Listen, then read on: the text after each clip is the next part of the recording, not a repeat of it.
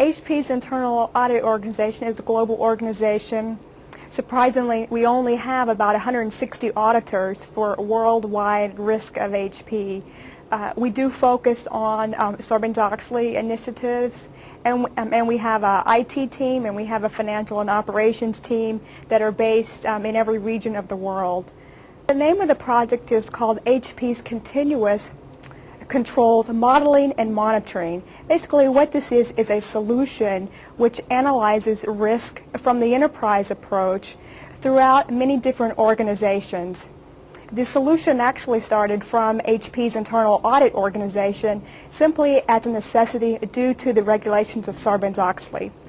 After that, we rolled it out into HP's business, but also the IT organization as well. So it gives everyone an enterprise view of risk through a set of dashboards which will focus on applications, IT infrastructure, but also the financial process areas as well.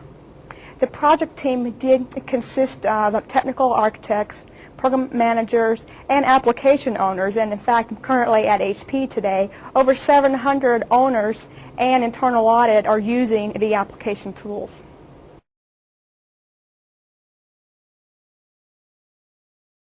How we came up with our project in terms of the framework is we took a look at accepted assurance frameworks such as COBIT and COSO, different standards here, and again we didn't look at every single one of these standards.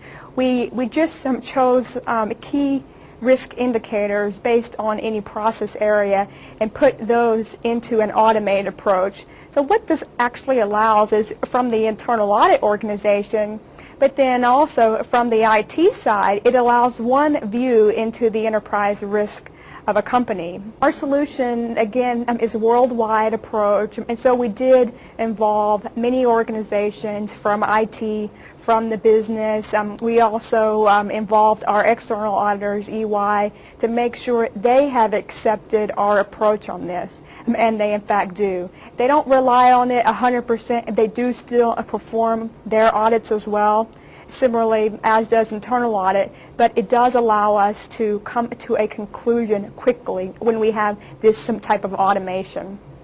And so what that involved was actually sitting down with the controllers in the different areas and understanding what's important to them. Most everyone has a data or has a system which has all this information. What they don't have is a view overall, which is providing a global enterprise-based risk. One important point also about CCMM is that we're actually able to consider how IT indicators correlate into financial dollars. And so we're able to look at an IT process area risk and then translate that into the effects on a financial side as well. This has been very important for our Sarbanes Oxley initiative at Hewlett-Packard. We simply started with accounts receivable because it was a good first area to get an understanding of. It's relatively an easy process that is fairly much a consistent approach across all of our enterprise. What we did is we actually talked to our controllers out there in the business and asked them what are the key metrics important in their organization. And what we found is it did not take a lot. We actually looked at 6 metrics which come in the form of a dial as part of a dashboard, which will allow you to, for example, take a look at aging of accounts receivable or credit memos and reversals and then understand where are my high-risk areas. There were many key requirements and constraints. One is that we had to understand where our data was. This was a challenge at HP. As you know, we're very much a complex organization, and we actually have many different places to store out our data on a various amount of systems. So that was one of the main challenges. Another challenge also that we faced is executive sponsorship. Coming from the internal audit organization, we're not typically thought of making new solutions or tool set, and so we did need some support and buy-in from the business as well as IT to help us implement our tools and processes.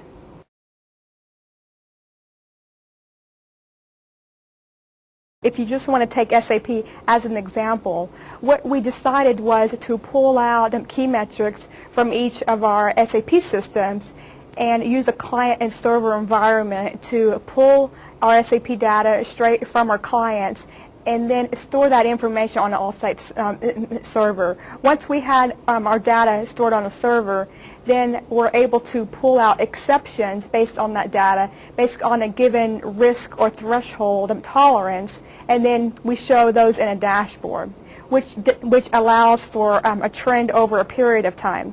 As you know, with a traditional audit, you go and look at a system or a process one time, and then you go again and again, and it's very much historical based, looking in the past. What we've done at HP is come up with a way to automate our continuous measurement of risk and then look ahead, and so we're able to identify risk across a period of time and then isolate and predict emerging risk and focus our attention on those high-risk areas. Our model pulls in our data that we care about, and then we're able to analyze that and make an auditor type of opinion based on the risk that we see in the model. So it's just a seamless approach to, instead of having a manual paper process, all of the risk and controls are put in the model. What this allows is to reduce our redundancy across the enterprise. Otherwise, we have each of the country or each of the systems focusing on the exact same area, and we don't get the synergy amongst our different type of organizations or groups. Our CCM is actually a web-based approach. So what we do is we do not add any more systems. We can take all of the data from existing environments and then simply do analytics on top of those and store in an off-site location, and then we report through the use of a cockpit or dashboards based on the process area, whether that be the financial, IT, or application risk. If you take the example of aging of accounts receivable, we're able to determine aging as a percentage of revenue, and then we can click on that dial, drill down, and find out not only what region, but which are the countries that are accepting high risk. Then we can go ahead and click even further and identify which are the customers associated in that country with the highest amount of risk. And then if we click down a level more, we can find out what invoices are associated with each individual account. So it'll give a view at the highest level of a CFO all the way down to a business manager that may only care about a specific country or customer even.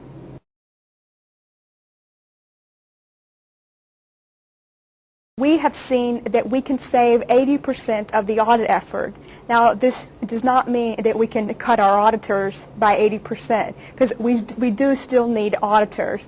What we're saying, though, is simply we can send our audit resources to focus on different high-risk areas, because we're able to see where risk is emerging over a period of time.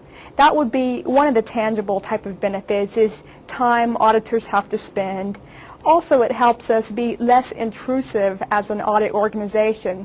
And by that I mean, instead of having to send out a team of auditors all over the world on an annual basis, we're able to monitor ongoing, and so we can see that risk emerge, and then we actually would still perform an audit, but we're able to cut our scope in that audit and focus our attention on high-risk areas. CCMM has been implemented at HP as well as at our customer accounts.